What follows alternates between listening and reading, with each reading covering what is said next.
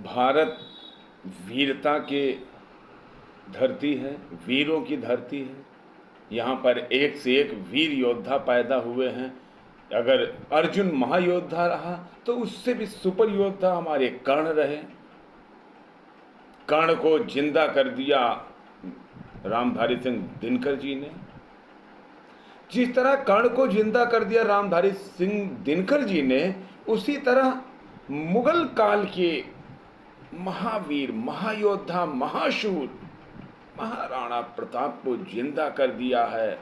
श्याम नारायण पांडे जी ने अपनी सुप्रसिद्ध रचना हल्दी घाटी, हल्दी घाटी का युद्ध, कहीं भी युद्ध में नाम आता है तो लोग कहते हैं मुझसे अगर आप टक्कर लेंगे तो मैं हल्दी घाटी बना दूंगा। उसी हल्दी घाटी जो बतौर उपमा पेश किया जाता है, वह हल्दी घाटी देश के शूरवीर, मुगलों के दांत खट्टे कर देने वाले परम योद्धा महाराणा प्रताप की वीरता का जो वर्णन श्याम नारायण पांडे जी ने, यथार्थ वर्णन जो श्याम नारायण पांडे जी ने किया है, उसका वाचन मैं आपके सम्मुख लेकर आया हूं। वैसे मैं आपको वाचन शुरू करने से पहले महाराणा प्रताप जी के जीवन के बारे में बता दूं कि इनका जन्म 9 मई 1540 ईस्वी में हुआ था। 9 मई 1940 को जन्मे तथा 29 जनवरी 1597 को इनका देहावसान हो गया। इनके पिता महाराणा उदय सिंह जी थे और इनका जन्म मेवाड़ के उदयपुर में हुआ था।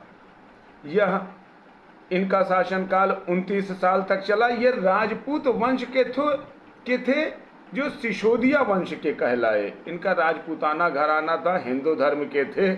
राजधानी इनकी उदयपुर थी। एक बात बड़ी जानने वाली है जो आपको सदा अपने स्मृति पटल पर रखनी होगी कि इनके शरीर में जो वजन था अन्य चीज़ों का, जैसे कि भाला, जैसे कि कवच कुंडल और जैसे कि ढाल या तलवार, महाराणा प्रताप हमेशा 2 तलवार लेकर चलते थे। 2 तलवार की उपलब्धि ये थी कि वो 2 तलवार इस तौर पर रखते थे, यदि सामने वाले शत्रु के पास तलवार ना हो, हथियार ना हो, तो वो अपनी तलवार उसको युद्ध के लिए दे दिया करते थे और दूसरी तलवार से वो स्वयं युद्ध करते थे।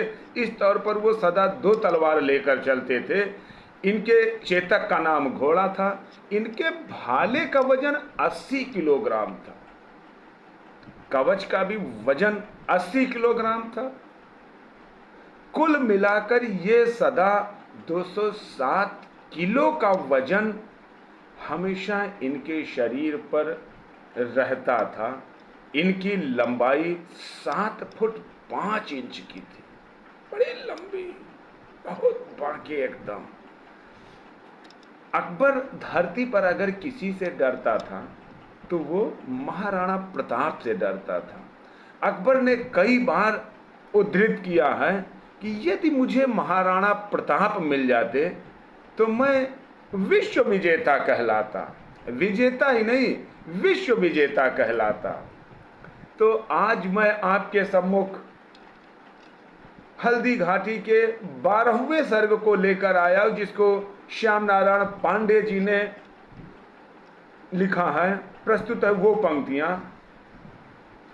निर्बल बकरों से बाघ लड़े, भिड़ गए सिंह मृग छौनों से। घोड़े गिर पड़े गिरे हाथी, पैदल बिछ गए बिछौनों से। हाथी से हाथी जूझ पड़े, भिड़ गए सवार सवारों से। घोड़े पर घोड़े टूट पड़े, तलवार लड़ी तलवारों से। हय रुंड गिरे गज मुंड गिरे, कट कट अवनी पर शुंड गिरे। लड़ते लड़ते अरिझुंड गिरे, भू पर हय विकल वितुंड गिरे। भू पर हय विकल वितुंड गिरे। क्षण महाप्रलय की बिजली सी, तलवार हाथ की तड़प तड़प है गजरथ पैदल भगा भगा लेती थी बैरी वीर हड़प्पू।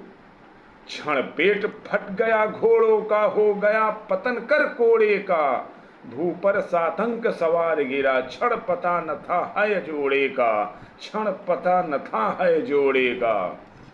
चिंगाड़ भगा भय से हाथी, लेकर अंकुश पिलवान गिरा। झटका लग गया फटी झालर, हौदा गिर गया निशान गिरा, हौदा गिर गया निशान गिरा।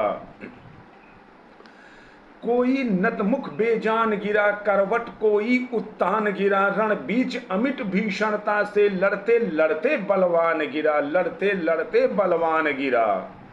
होती थी भीषण मार काट, अतिशय रण में छाया था भय। था हार जीत का पता नहीं, क्षण इधर विजय क्षण उधर विजय। हाँ था हार जीत का पता नहीं, क्षण इधर इधर विजय क्षण उधर विजय।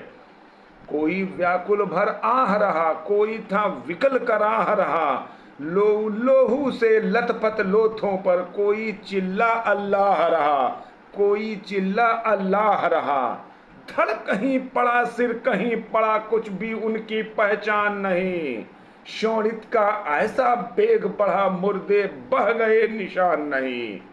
मेवाड़ केसरी देख रहा, केवल रण का न तमाशा था। वह दौड़ दौड़ करता था रण, वह मान रक्त का प्यासा था, वह मान रक्त का प्यासा था। चढ़कर चेतक पर घूम घूम करता के नाम, चढ़ चेतक पर घूम घूम करता मेना रखवाली। ले रहा मृत्यु को साथ साथ, मानो प्रत्यक्ष कपाली था।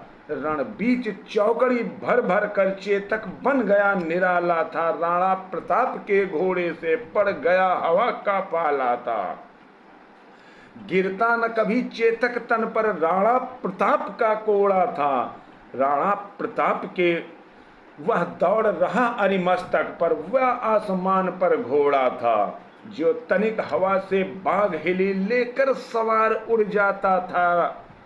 राणा की पुतली फिरी नहीं, तब तक चेतक मुड़ जाता था।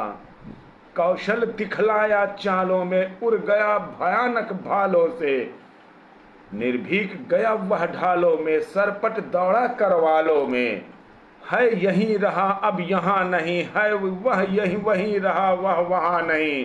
थी जगह न कोई जहाँ नहीं, किस अरिमस्तक पर कहाँ नहीं, किस अरिमस्तक पर कहाँ नहीं।